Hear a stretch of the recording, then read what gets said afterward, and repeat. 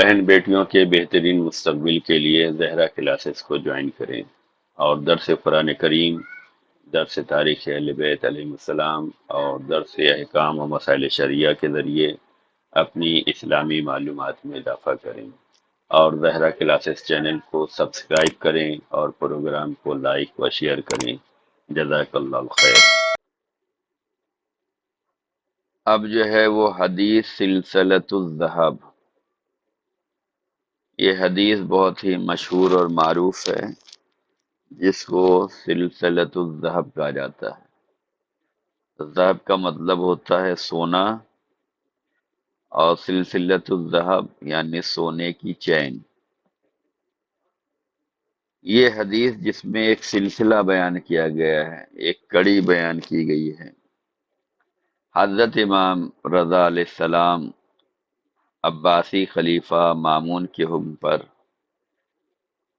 خراسان کا سفر کرنے سے پہلے مدینے میں مقیم تھے۔ امام کی ولادت جو ہے مدینے میں ہوئی ہے، مدینے میں آپ مقیم تھے۔ خلیفہ عباسی مامون کے حکم پر آپ کو خراسان بلایا گیا۔ 201 ہجری میں مامون کے حکم پر آپ کو مدینے سے خراسان لایا گیا۔ خراسان جو ہے ایران میں ایک جگہ ہے جس کو مشہد کہتے ہیں، اس کا پرانا نام جو ہے وہ خراسان ہے، آج اس کا نام جو ہے مشہد ہے، جہاں پر آپ کا روضہ ہے۔ تو سن 201 ہجری میں مامون کے حکم پر آپ کو مدینے سے خراسان لایا گیا۔ امام علی رضا علیہ السلام نے مدینے سے خراسان جاتے ہوئے نیشاپور کے مقام پر ایک حدیث ارشاد فرمائی، جو حدیث سلسلۃ الذہب کے نام سے مشہور ہے۔ خراسان جاتے وقت راستے میں نیشاپور پڑتا ہے، وہاں پر جو ہے امام نے ایک حدیث بیان فرمائی تھی، جس حدیث کو حدیث سلسلۃ الذہب کے نام سے جانا جاتا ہے۔ یہاں پر امام نے کیوں حدیث بیان فرمائی؟ اس لیے کہ یہاں پر لوگوں کو جب پتہ چلا کہ آل رسول ادھر سے گزرنے والے ہیں، فرزند امام گزرنے والے ہیں، تو وہ لوگ آپ کی زیارت کے لیے آئے اور آپ کے استقبال کے لیے آئے۔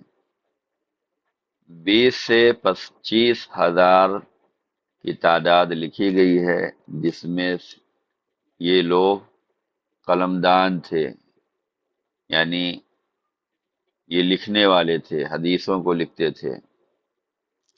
اور انہوں نے امام سے گزارش کی کہ مولا ہمیں اپنی زیارت کرائیے، اور اس کے بعد مولا نے زیارت کروائی۔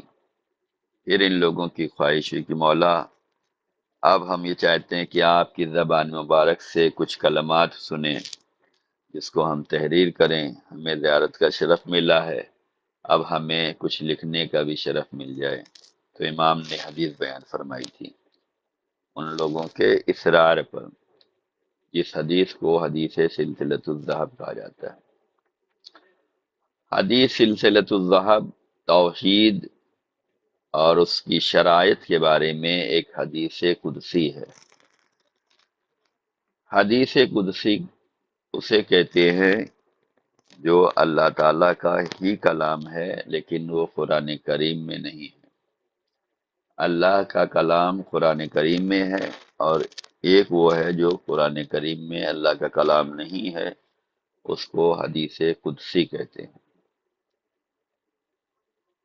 تو سلسلۃ الذہب میں جو ہے وہ توحید اور اس کی شرائط کے بارے میں ایک حدیث قدسی ہے، جسے امام علی رضا علیہ السلام نے مدینے سے مرو جاتے ہوئے نیشاپور کے مقام پر بیان فرمایا ہے۔ مرو جو ہے ایک علاقہ کا نام ہے جو نیشاپور کے قریب میں ہے، وہاں پر امام نے حدیث قدسی بیان فرمائی۔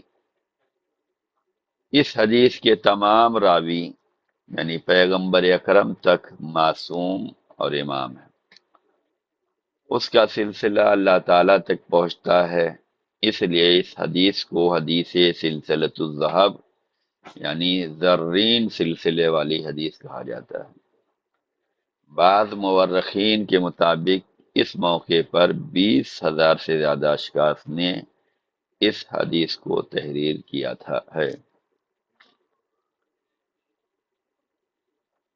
اس حدیث میں جو سلسلۃ الذہب ہے، امام نے فرمایا کہ مجھ سے میرے بابا نے اور ان سے ان کے بابا نے، یعنی کہ 8ویں امام سے 7ویں امام نے، 7ویں امام سے چھٹے امام نے، چھٹے امام سے 5ویں امام نے، اور 5ویں امام سے چوتھے امام نے، چوتھے امام سے تیسرے امام نے، اور تیسرے اور دوسرے امام سے مولا علی نے، مولا علی سے رسول خدا صلی اللہ علیہ وسلم نے، اور رسول خدا صلی اللہ علیہ وسلم کو یہ اللہ تعالی نے بیان فرمایا ہے، یعنی وحی کے ذریعے سے یہ پیغام آیا۔ یعنی جو حدیث آپ بیان فرمانے جا رہے تھے، بیان فرمانے سے پہلے اس کا سلسلہ بیان کیا ہے، اور یہ سلسلہ اس لیے بیان فرمایا ہے تاکہ یہ معلوم رہے کہ یہ جس نے سنایا ہے، جس کے ذریعے سے آیا ہے، سب کے سب معصوم ہیں، سب کے سب اعلی رسول ہیں، سب کے سب امام ہیں۔ یہ سلسلہ بیان کرنے کے بعد امام نے حدیث بیان فرمائی، کلمۃ لا الہ الا اللہ حسنی، لا الہ الا اللہ ایک ایسا قلعہ ہے جو اس میں داخل ہو جائے گا وہ امن و امان میں رہے گا، لیکن اس قلعے میں داخل ہونے کی ایک شرط جو ہے، میں بھی ہوں۔ یعنی امام نے یہ بتلایا توحید اور اس کی شرائط جو بیان کیے گئے ہیں کہ ایک شرط اس میں بھی ہوں، یعنی بغیر امامت کے عقیدے کے جو ہے کچھ کامیابی ملنے والی نہیں ہے۔ رسول اللہ کے جو جانشین ہیں ان کو ہمیں ماننا پڑے گا۔ اگر ہم نے جو ہے ایک کو مانا ہے اور دوسروں کو چھوڑ دیں گے تو بھی ہم کامیاب نہیں ہیں۔ ہم جو ہے امام حسین تک مانے، باقی ائمہ کو چھوڑ دیں تب بھی ہماری زندگی کامیاب نہیں ہے۔ ہم 11 اماموں کو مانیں اور امام مہدی علیہ السلام کو چھوڑ دیں تو بھی کامیاب نہیں ہے۔ یعنی جو سلسلہ ہے، جتنے ائمہ ہیں، جتنے جانشین ہیں رسول کے، ان میں سب کو ماننا ہے اور سلسلے وار ماننا ہے، کہیں پہ ہم کمی بیشی نہیں کر سکتے۔ جو سلسلہ بیان کیا گیا ہے اس کو ماننا ہے۔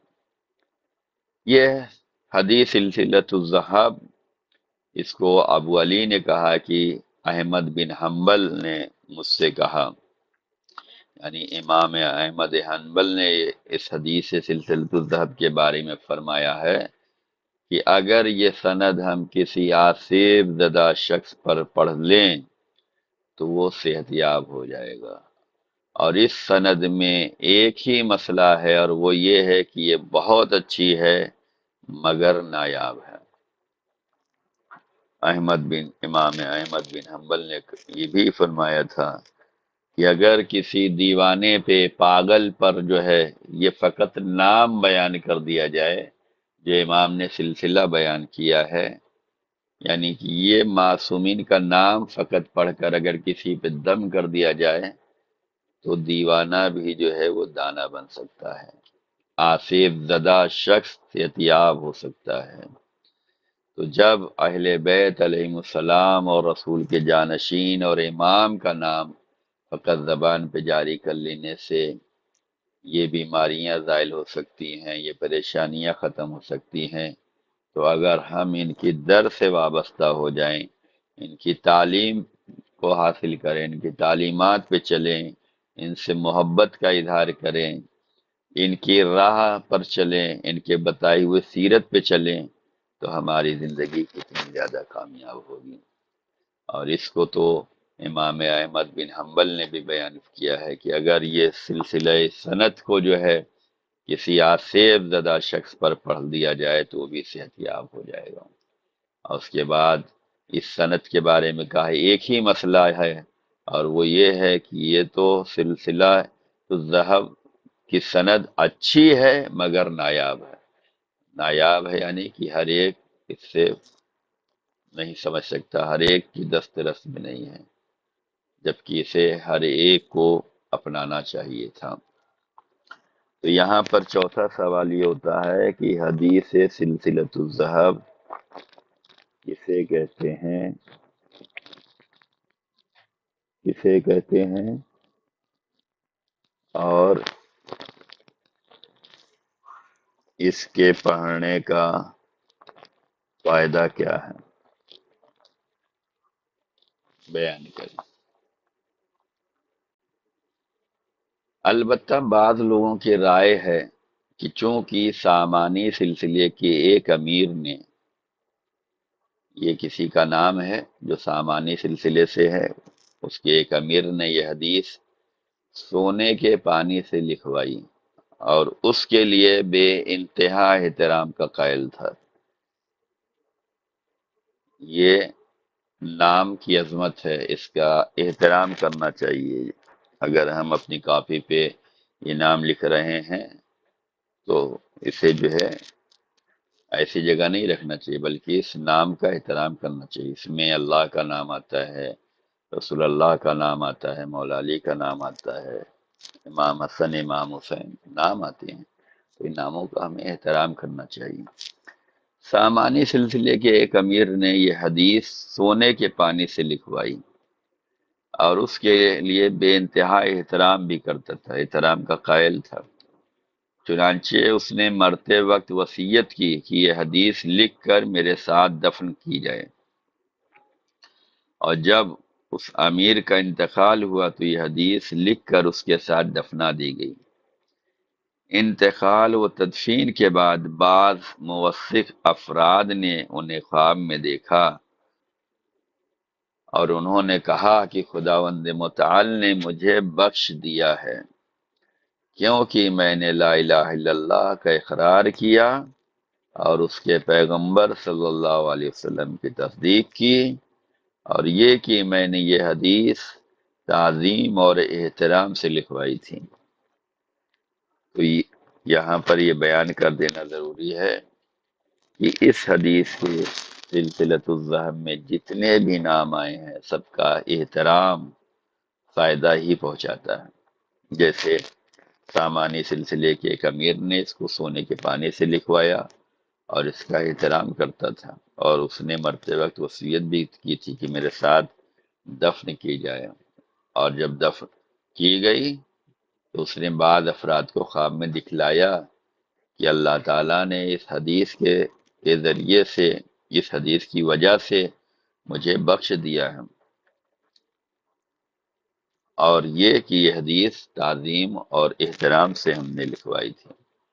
بہن بیٹیوں کے بہترین مستقبل کے لیے زہرا کلاسز کو جوائن کریں اور درس قرآن کریم، درس تاریخ اہل بیت علیہ السلام اور درس احکام و مسائل شریعہ کے ذریعے اپنی اسلامی معلومات میں اضافہ کریں، اور زہرا کلاسز چینل کو سبسکرائب کریں اور پروگرام کو لائک و شیئر کریں۔ جزاک اللہ خیر۔